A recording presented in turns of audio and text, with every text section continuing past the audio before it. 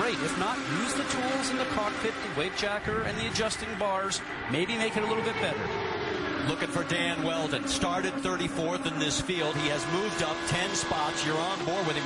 And one thing he was worried about going into this race was all that dirty air created by 34 cars. But right now, the position he's in, he actually has a small advantage because everybody else has opened the up in front of him. And he, oh, here we go. Trouble, contact, and a huge crash. Up in turn number 2. Oh, multiple cars involved. Oh, my. It looks like Dan Weldon may be involved in it.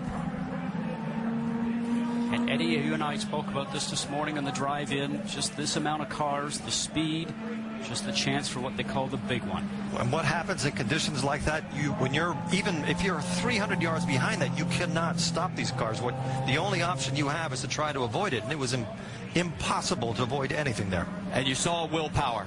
His car involved as well. My. What a mess. That's Townsend Bell that was, I think his car was up on its side there, the 22. 15 there of Jay Howard. An additional entry. Excuse me, is that the 19 or 15? I can't see with the sun shining there. Some of the car is broken. They're showing that as Alex Lloyd, the 19. It is the 15 of Jay Howard. Yes. One of the cars actually flew for about 200 yards in the air. Red flag is out here at Las Vegas Motor Speedway on lap number 12. And from high above, you can see the carnage. We talk about the car going through the air. Eddie, you know that these cars run so low down to the ground. We mentioned before we saw them hitting the ground and sparking, that anything underneath the car, underneath the floor, underneath the tub, really just gets the air underneath the car itself, and up it will go. We saw J.R. Hildebrand out of his car. There is Dario Franchitti. Somehow he managed to get through the carnage, but there, guys, I mean, there's just nothing I can do.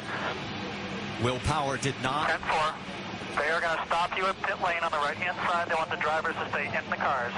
What Franchitti was alluding to is there's nothing he can do avoiding the debris that's on the track. Well, there is debris everywhere. You can see just how many cars are literally torn apart. And this was the one thing, and there is the 18 of James Jakes. Now, he had a crash on Friday. That is actually a KV Racing backup car that they put together for him. Now, I don't see much damage on there, but he's out of the cockpit. And look at this from high above. And this was the one thing we were fearing when we saw qualifying and the two championship contenders in. What happens in accidents like this is that a single mistake by anybody, which might be dirty air, could be anything, multiplies itself so fast that you start accumulating cars. There's no way that you can control what happens. Once you start spinning at those speeds, it's impossible. It's impossible to solve the problem. And when we were watching that, Eddie, I'm not sure that anybody made a mistake, because I started to see some sparks. I was wondering if actually there was a suspension failure or a failure on a car, and the sparks I saw, and then all of a sudden people started to collide with each other. So not sure if it was a driver error. There's Paul Tracy to the right there. We're going to sort this out. We know at least 8 cars are involved, maybe more.